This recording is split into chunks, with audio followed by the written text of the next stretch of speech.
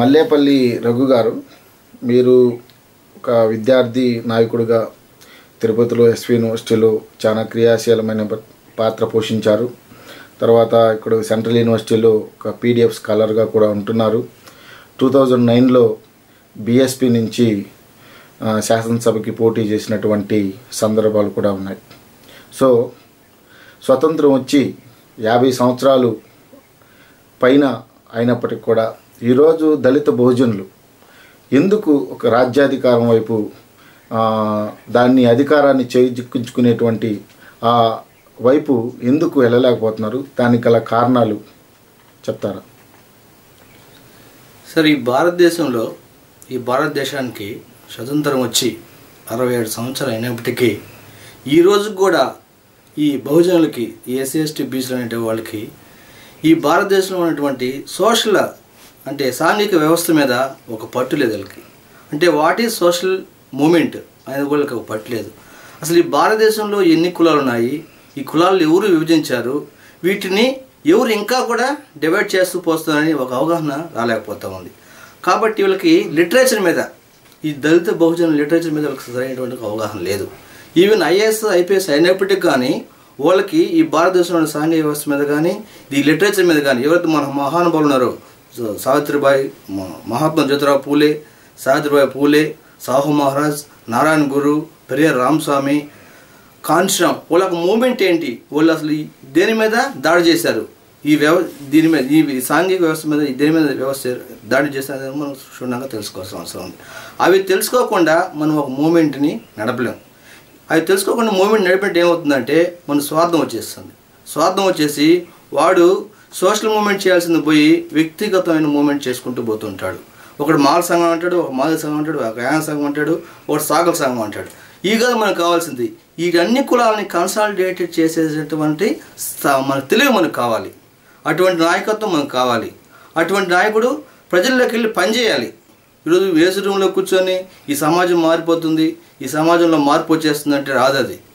ఇప్పుడు ఎవడైతే ఎడ్యుకేటెడ్ ఉన్నాడో, ఎవడైతే ఈ లిటరేచర్ మీద పట్టుందో, వీడు పల్లెల్లోకి వెళ్ళి వాళ్ళు ఎడ్యుకేట్ చేయాల్సిన బాధ్యత వీడికి ఉంది. అది పనిచేయకుండా వీడు ఎంతసేపు రూమ్లో కూర్చొని, ఇది స్టూడెంట్ అయితే స్టూడెంట్ ఆర్గనైజేషన్లో పనిచేసుకుంటూ ఈ ఆట టైం పాస్ చేసుకుంటూ, ఎంప్లాయ్ అయితే ఆయన ఒక పరిధిలో ఉంటూ వాడి ప్రమోషన్ కోసం ఆలోచించుకుంటూ, ఇంకొక కొన్ని పొలిటికల్ పార్టీలో ఉండేవాళ్ళైతే వాళ్ళ స్వార్థం కోసమే పనిచేస్తామంటే ఈ వ్యవస్థలో మారిపోయిన రాదు.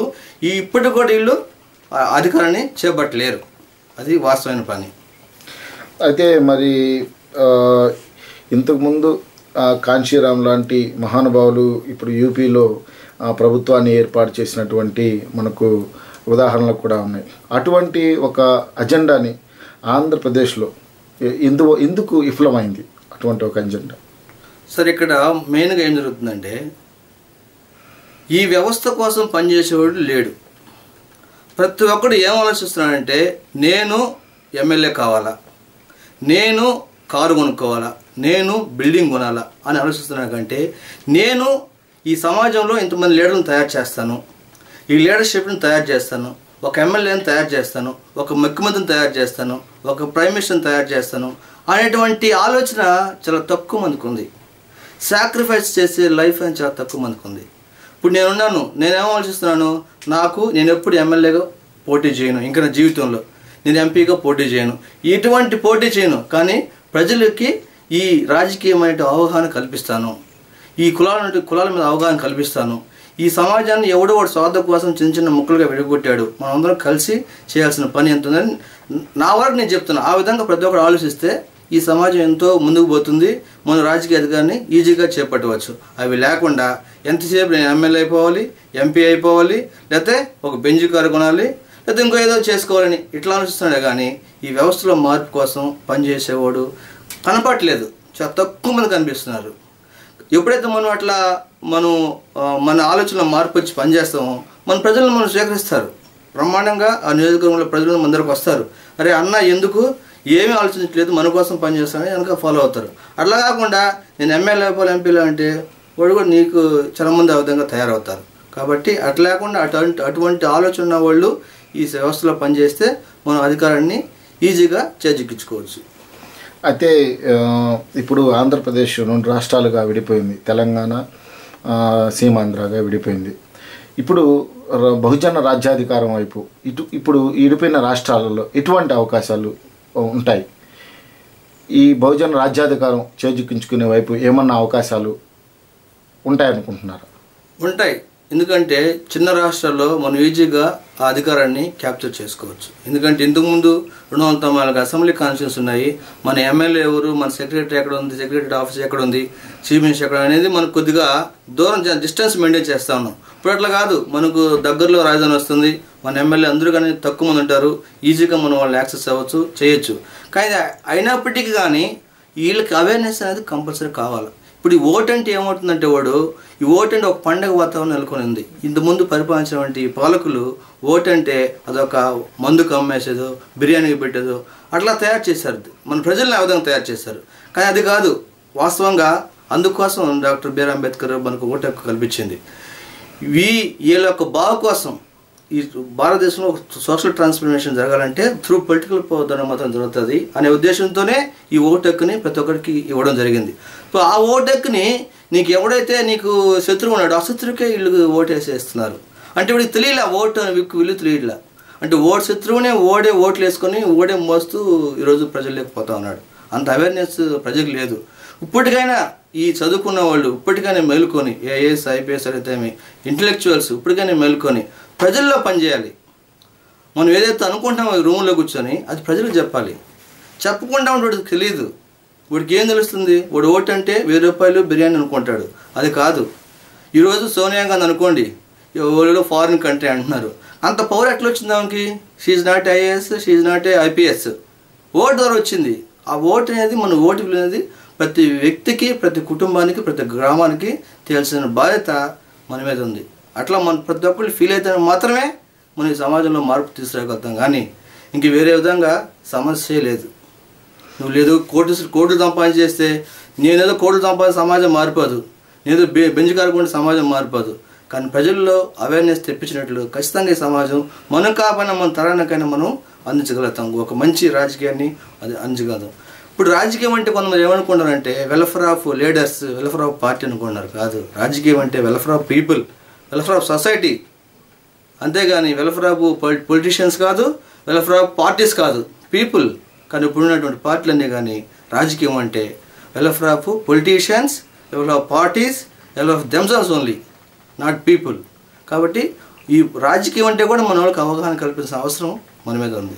అంటే ఇప్పుడు మీరు మాట్లాడుతూ చాలాసార్లు ఐపీఎస్ ఐఏఎస్ అధికారుల గురించి వాళ్ళు ఇంకా సమాజంలోకి వచ్చి పనిచేయాలా అనేటువంటి ఆ భావన వ్యక్తం చేశారు. ఇప్పుడు ఈ యొక్క ప్రభుత్వ ఉద్యోగస్తులు అయితే ఎవరైతే ఉన్నారో వీళ్ళు బయటకు వచ్చి మీరు అనుకున్నట్టుగా ఈ రాజకీయంగా, సామాజికంగా ప్రజల కోసం పనిచేసేటువంటి పరిస్థితి ఉందా? ఇప్పుడు 3 విధాలుగా ఒక వ్యక్తి వాడు మనకు పనిచేయచ్చు, సమాజానికి పనిచేయచ్చు. ఒకటి ఇంటలెక్చువల్గా వాడి మేధస్సుని ఇచ్చి ఇవ్వచ్చు, డబ్బు పరంగా ఇవ్వచ్చు. ఇంకొకటి ఫిజికల్గా ఆయన వచ్చి పనిచేయచ్చు. ఈయన రాలేకపోయినా మినిమం ఈ నాలెడ్జ్ అని ఇవ్వాలి, లేదా మనీ అని ఇవ్వాలి. ఏమీ లేకుండా ఈయన కాంట్రిబ్యూషన్ లేకుండా సమాజం మారిపోవాలంటే నాట్ ఇంపాసిబుల్. ఈయన ఐఏఎస్ ఎట్లా అయ్యాడు? బికాస్ ఆఫ్ అంబేద్కర్ స్ట్రగుల్ ఈయన ఐఏఎస్ ఐపీఎస్ అయ్యాడు. కాబట్టి ఈయన ఖచ్చితంగా పే బ్యాక్ టు సొసైటీని కలిగి ఉండాలి. ఈయన నా సొసైటీకి ఏదో చేయాలని ఉండాలి. ఏ విధంగా చేయాలని అతను ఇండివిజువల్. అది నువ్వు రిజైన్ చేసి వస్తావా, లేదా నువ్వు డబ్బులు ఇస్తావా, లేదా నువ్వు నీ ఇంటలెక్చువల్స్ ఇస్తావా, నీ పర్సనల్. అది ఏదో విధంగా చేయకపోతే కానీ సమాజం మారదు, అది డెఫినెట్. ఇప్పుడు నువ్వు మారకుంటే సమాజం మారుతుంటే కష్టం. ఫస్ట్ ఆఫ్ ఆల్ నువ్వు మారాలి. నువ్వు మారితేనే సమాజం మారుతుంది. నువ్వు మారకుండా సమాజం మారాలంటే ఇంపాసిబుల్. అసలు ఎవడు వినడు, ఆ విధంగా చెప్తే వినడు. ఇప్పుడు కొంతమంది ఇప్పుడు కొంతమంది ఐఏఎస్ ఉన్నారు, జీవితాంతం ఎంజాయ్ చేస్తున్నారు. దళితులను ఉపయోగించుకొని, దళిత సంఘాలను ఉపయోగించుకొని ఆ ప్రమోషన్ ఈ ప్రమోషన్ కొడుతున్నాడు. అయిన తర్వాత కూడా మళ్ళా దళితులను ఉపయోగించుకొని ఇంకా ఏదో చేయాలని చూస్తున్నారు. ఇది ఇస్ నాట్ కరెక్ట్. నువ్వు దళితులకు ఏ విధంగా ఉపయోగపడాలా, సమాజానికి ఏ విధంగా ఉపయోగపడాలి నేర్చుకోవాలి. కానీ వాళ్ళని ఏ విధంగా ఉపయోగించుకోవాలనేది చాలా తప్పు అనేది నా అభిప్రాయం. అయితే ఈ బహుజన రాజ్యాధికారం వైపు వెళ్ళేటువంటి క్రమంలో విద్యార్థుల పాత్ర ఏ విధంగా ఉండాలి అని అనుకుంటున్నాను? మనం కాంచనాన్ని మనం ఆదర్శంగా తీసుకోవాలి, దాంట్లో నో డౌట్. ఎందుకంటే ఇది ఈ పోరాటం అనేది మహాత్మా జ్యోతిరావు పూలే, సాహు మహారాజు, నారాయణ గురు అంటే ఒకళ్ళు వస్తూ ఉన్నారు. లాస్ట్కి మనకు కాంచనం వచ్చాడు. మనం కాంచనం తీసుకుని ముందుకెళ్ళాలి ప్రజల్లోకి. మళ్ళీ వెనక్కి వెళ్ళొద్దు, మళ్ళీ అంబేద్కర్, మళ్ళీ పూలే వెళ్ళొద్దు. మనం కాంచనాన్ని ముందుకు తీసుకెళ్ళాలి. ఆ క్రమంలో కాంచనం ఏం చెప్పాడు విద్యార్థుల పట్ల? విద్యార్థులు అనేది వాళ్ళ డ్యూటీ ఏంటి? చదువుకోవడం సేమ్ టైం దొరికినప్పుడు ఈ లిటరేచర్ మీద ఒక పట్టుని సాధించడం, మంచి ఉద్యోగం సంపాదించడం, తర్వాత సొసైటీ గురించి ఆలోచించడం అనేది ఆయన చెప్పిన పర్ఫెక్ట్ ఆన్సరు. దాన్నే మనం ఫాలో అవుతాం, దాన్ని నేను కూడా ఫాలో అవుతాను. కాబట్టి మూమెంట్ చేసి వీడి జీవితాన్ని నాశనం చేసుకొని వీడి మీద ఆధారపడినటువంటి తల్లిదండ్రులు వాళ్ళ గ్రామం ఎంతో ఆశలు పెట్టుకుంటారు. వీళ్ళు కొంతమంది చెప్తారు, ముందాగండి, అదిగండి, ఇది కొట్టండి. ఏం చేయొద్దు. నీ డ్యూటీ చదువుకోవడం, మంచి ఉద్యోగం సంపాదించు, అప్పుడు ఉపయోగపడు, అప్పుడు సొసైటీ గురించి ఆలోచించు. ఇప్పుడు ఆయన చెప్పిన మాటలే నేను చెప్పిన సొంతంగా నేనేం చెప్పట్లేదు. మనం కాన్స్టిట్యూషన్ ఫాలో అవ్వాల్సిందే. 2009లో మీరు బీఎస్పీ నుంచి శాసనసభకి పోటీ చేశారు. మీ అనుభవాలు అంటే ఇట్లానే ఇప్పుడు మనకు ఈ రాజకీయమైన అవగాహన లేకపోవడం వల్ల మన ప్రజలే మన శత్రువులు అయ్యి మనల్ని అపోజ్ చేసే క్రమంలో ఉన్నారు. ఇప్పుడు బహుజన్ సమాజ్ పార్టీ అంటే కొంతమంది ఏమనుకున్నారంటే బహుజన్ సమాజ్ పార్టీ అంటే పొలిటికల్ పార్టీ కాదు, ఇది ఈ వ్యవస్థలో ఒక మార్పు అంటే వ్యవస్థ అంటే ఏంటి? వ్యవస్థలో మార్పు అంటే బహుజన్ సమాజ్ పార్టీ ఏం చెప్తుందంటే, అరే చాకలి, నువ్వు అందరి బట్టలు ఉతకద్దు, నీకు ఒక ప్రొఫెషన్, నీకు ఒక గవర్నమెంట్ ఉద్యోగం ఇస్తాం, లేదా కాంట్రాక్ట్ ఇస్తాం, అట్లా బతుకు, అందరూ మంగళ పని చేయొద్దు, మాది కూడా అందరూ చెప్పులు కొట్టద్దు. సో వ్యవస్థలో మార్పు అంటే ఇదే. కానీ మిగతా పార్టీలు ఏం చెప్తున్నాయి? కుల వృత్తులు ప్రోత్సహిస్తాయని చెప్తున్నాయి. అంటే ఏమంటే ఆయన మాత్రం ఈ రాష్ట్రాన్ని దేశాన్ని పరిపాలించాలా, ఈ మాది కూడా మాత్రం చెప్పులు కొడుతూనే ఉండాలా, మాల మాత్రం లెట్లు కడుతూ ఉండాలా, ఈ చాకడ మీద అందరూ బట్టలు ఉతకాలా? తప్పు. ఈ దేశంలో ఒక బహుజన్ సమాజ్ పార్టీ ఒకటే ఇట్లా చెప్తుంది, కుల వృత్తులు మానండి, మీరు రెస్పెక్టబుల్గా బతకండి, మీరు ఎమ్మెల్యే కానీ, మీరు ఎంపీ కానీ, మీరు చీఫ్ మినిస్టర్ కానీ చెప్తుంది. కానీ మిగతా పార్టీలు నేనే పరిపాలించాలా, మేమే చేయాలని చెప్తున్నాయి. కానీ బహుజన్ సమాజ్ పార్టీలో ఎవరైనా పోవచ్చు, ఎవరైనా చీఫ్ మినిస్టర్ అవ్వచ్చు, మాలోడైనా అవ్వచ్చు, మధువుడు అనవచ్చు, ఎవరైనా అవ్వచ్చు. కానీ మిగతా పార్టీలో అన్న ఛాన్స్ లేదు. ఓడే ముఖ్యమంత్రి, ఓడి కొడుకే ముఖ్యమంత్రి, ఓళ్ళే ముఖ్యమంత్రి, ఓళ్ళే ప్రధానమంత్రులు అవ్వాలని చెప్తున్నాయి. అది Bahujan. First of all Bahujan Samaj party గురించి అర్థం చేసుకోవాలి ప్రజలు, నాయకులు అర్థం చేసుకోవాలి, ప్రజలు అర్థం చేసుకున్నప్పుడే ఈ బహుజన్ సమాజ్ పార్టీ ముందుకు పోతుంది. అర్థం కాకపోతే ఈ పార్టీ ఎట్టి పరిస్థితుల్లో ముందుకు పోదు, ఎవరు రారు. బహుజన్ సమాజ్ పార్టీ అంటే ఉద్యోగాలు ఇవ్వదు, లేకపోతే నీ ఎత్తుకపోయి నిన్ను హెలికాప్టర్లో తిప్పదు, బెంజిగాలు కొనిదు. వ్యవస్థలో మార్పు కోసం పనిచేసేటువంటి ఏకైక పార్టీ భారతదేశంలో బహుజన్ సమాజ్ పార్టీ. అయితే రాష్ట్రం విడిపోయినటువంటి ఈ తరుణంలో మీరు అనుకుంటున్నట్టు ఎటువంటి రాజకీయ పరిణామాలు చోటు చేసుకోబోతున్నాయి? వెంటనే అంటే అధికారం అనేది ఈ బహుజనులకి సాధ్యంగానేటువంటి పని. ఇది ఒక మూమెంట్ నడవాలి. ఈ మూమెంట్ ఎప్పుడైతే ప్రజల్లో నడుస్తుందో దీనికి ఒక లేదు, దీనికి కార్యవర్గం లేదు. ప్రతి విలేజ్లో ఒక వర్గం ఒకటి ఏంటి లేదు, చాలా టైం పడుతుంది. ఆ టైంని కూడా మనం కూడా ఏంటంటే ఒక పని చేసినప్పుడు వెంటనే రిజల్ట్ అనేది కోరుకోకూడదు, ఫలితాన్ని వెంటనే ఆశించకూడదు. 1969లో మాన్యశ్రీ కాంశం ఆయన స్టార్ట్ చేసే వర్క్, 84లో పార్టీ పెట్టారు, 92లో ఎంపీకి వెళ్ళడం జరిగింది. కాబట్టి 30 years పట్టింది. ఇక్కడ ఏమీ చేయకుండా మనం అన్నీ సాధించాలంటే కష్టం. ఫస్ట్ మనకు అవకాశం, ఇప్పుడు చిన్న రాష్ట్రాల్లో ఈ దళిత బహుజనులకి అవకాశం, ఈ అవకాశాన్ని చక్కగా వినియోగించుకోవాలంటే యూత్, ఎస్పెషల్ యూత్ అనేవాళ్ళు కరెక్ట్గా మంచి ఆలోచనతో ప్రజల్లోకి వెళ్ళాలి, వాళ్ళకి అవేర్నెస్ ఇవ్వాలి. అవేర్నెస్ ఇచ్చి రాజకీయంగా చైతన్యవంతం చేయాలి ప్రజల్ని, వీళ్ళు కూడా చైతన్యవంతులు అవ్వాలి. ప్రతి ఎలక్షన్లో పోటీ చేయాలి. ఎన్ని ఓట్లు వచ్చాయా అనేది ఇంపార్టెంట్ కాదు, డబ్బు ఉందా లేదని ఇంపార్టెంట్ కాదు. అవకాశం వచ్చినప్పుడు ప్రతి ఎలక్షన్లో పోటీ చేయాలి. ప్రజలకు సరైన అవగాహన కల్పించాల్సిన బాధ్యత ఈరోజు యువత మీద ఆధారపడి ఉంది. ఎప్పుడైతే అట్లా పనిచేస్తారో అప్పుడు మాత్రమే మనం రాజకీయ అటువంటి ఫలాలని పొందగలుగుతాం, అందరూ సుఖ సంతోషంతో జీవించగలుగుతారు. Otherwise not possible. ఓకే, మీరు ఇప్పుడు యూనివర్సిటీ ఆఫ్ హైదరాబాద్లో పీడిఎఫ్ చేస్తున్నారు. మీ వ్యక్తిగత జీవితం ఎలా సాగింది, బాల్యం నుంచి చెప్తారు? నేను 94 when I was first year degree student, Kanshi Ram గారు నెల్లూరులో మీటింగ్ పెట్టినప్పుడు అప్పటి నుంచి నేను బహుజన్ సమాజ్ పార్టీ జెండా పట్టుకొని నాకు అవకాశం వచ్చినప్పుడు ఫస్ట్ ప్రయారిటీ నాకు చదువుకి ఇచ్చిన, సెకండ్ ప్రయారిటీ కొంతమంది ఫస్ట్ ప్రయారిటీ చదువుకి ఇస్తే సెకండ్ ప్రయారిటీ వాళ్ళ పర్సనల్ ఇచ్చుకుంటారు, కానీ సెకండ్ ప్రయారిటీ నేను బహుజన సమాజ్ పార్టీకి ఇచ్చాను.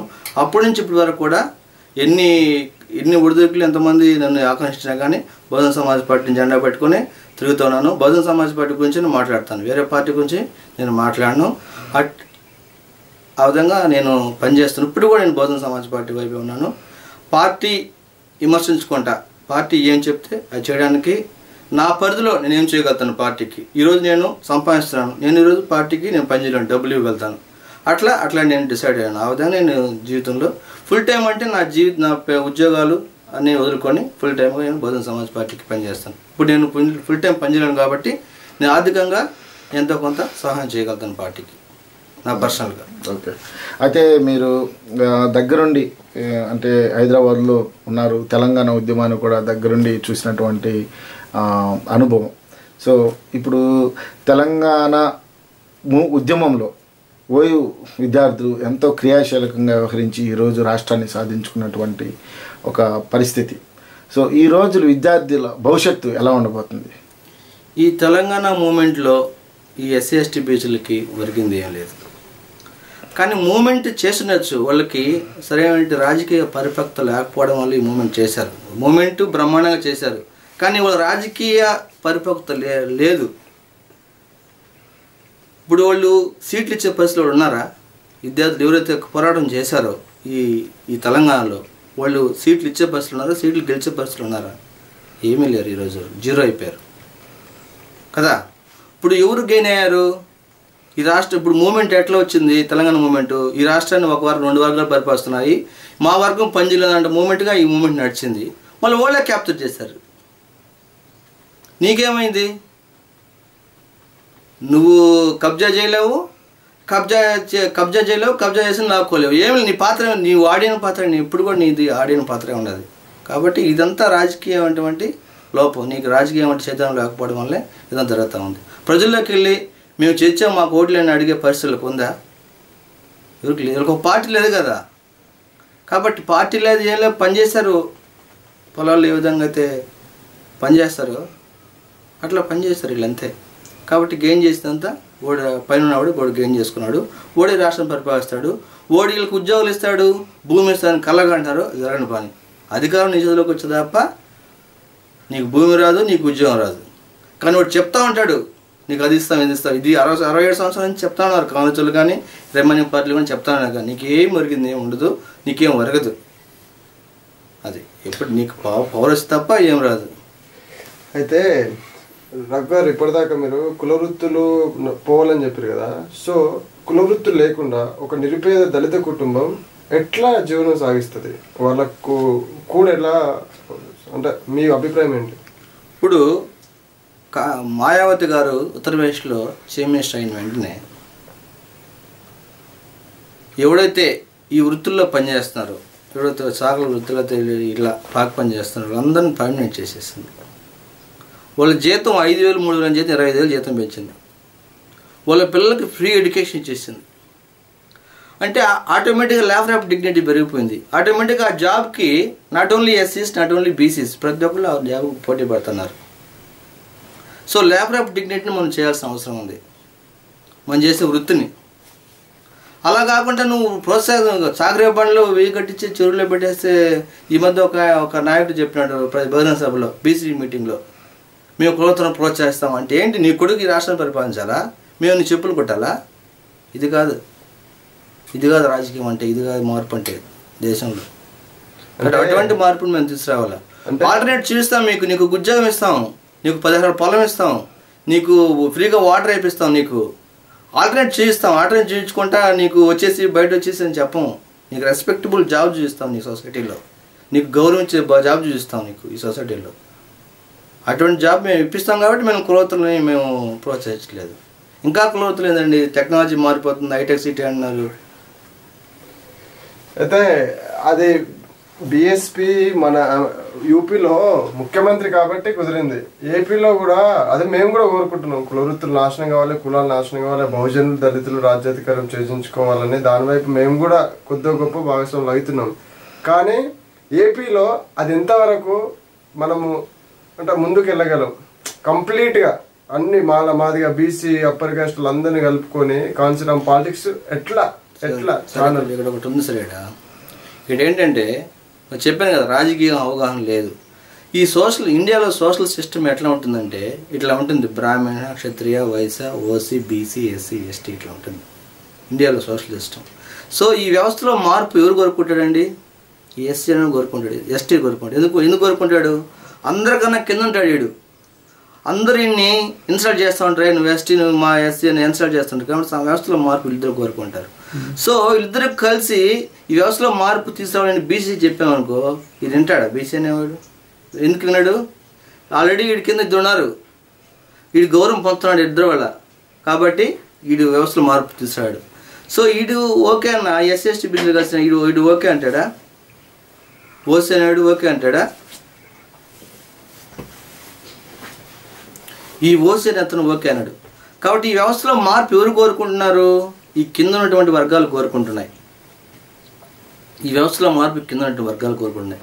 అంటే వీడి స్వార్థం కోసం ఏం చేశాడంటే, వీడి స్వార్థం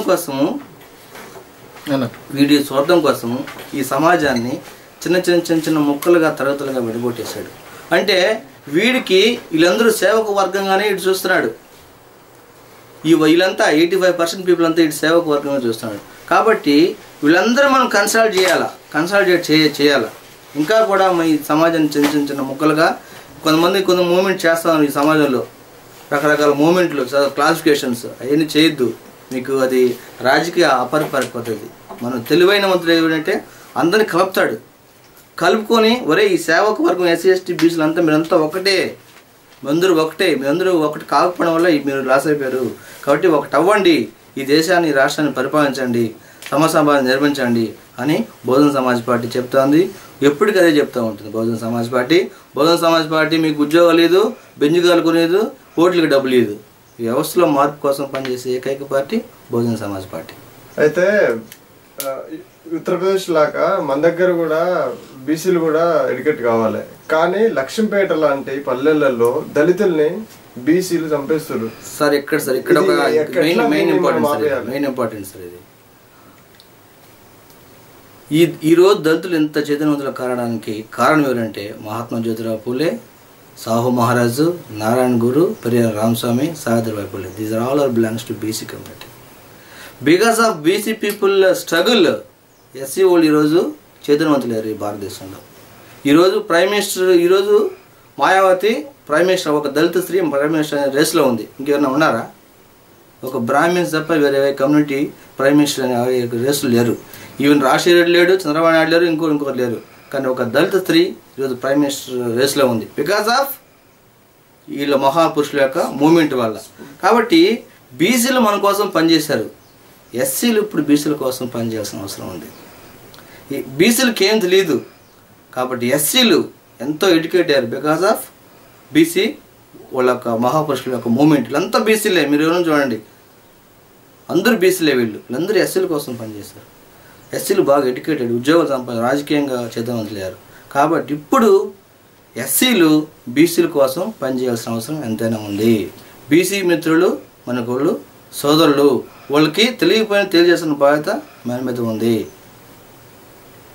చెప్పులు ఇప్పుడు చాకలవాడికి ఏం తెలియదు. ఒరే నేను చెప్తున్నా, మేము విలేజ్కి మేము అందరం బట్టలు ఉతకద్దు, నువ్వు ఏదైనా ఆల్టర్నేట్ చూసుకోలేదు, మేము చూపిస్తాను చెప్తున్నాం. అటువంటి భరోసా ఇవ్వగల సత్తా ఒక ఎస్సీలకే ఉంది.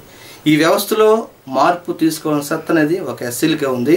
ఆ ఎస్సీలు అనేవాళ్ళు బీసీలని కలుపుకొని ముందుకు పోతే ఖచ్చితంగా ఈ వ్యవస్థలో మార్పును మనం ఖచ్చితంగా 100% తీసుకురాగలుగుతాం. బీసీలు మాత్రం ఎప్పటికీ మనం విడవకూడదు. ఎందుకంటే బీసీ వాళ్ళ పైన చూస్తాడు. ఎందుకంటే వాడు పైన వాడు పోతే రెస్పెక్ట్, కింద వాడిని చూస్తే వాడికి విలువ తగ్గిపోద్దని పైన చూస్తుంటాడు. కాబట్టి వాళ్ళలో మనం మార్పు తీసుకురావాలి. మార్పు తీసుకొచ్చి వాళ్ళని ఎడ్యుకేట్ చేయాలి మనం. ఫస్ట్ ఆఫ్ ఆల్ ఒక్కసారి కాదు 10 సార్లు 100 సార్లు చెప్పాల్సిన బాధ్యత మన మీద ఉంది. అది ఎస్సీ మీద ఉంది. ఎందుకంటే మహాపురుషులు మన కోసం పనిచేశారు కాబట్టి బీసీలంతా మనం బీసీల కోసం పనిచేయాలి. Okay, thank you sir. Welcome.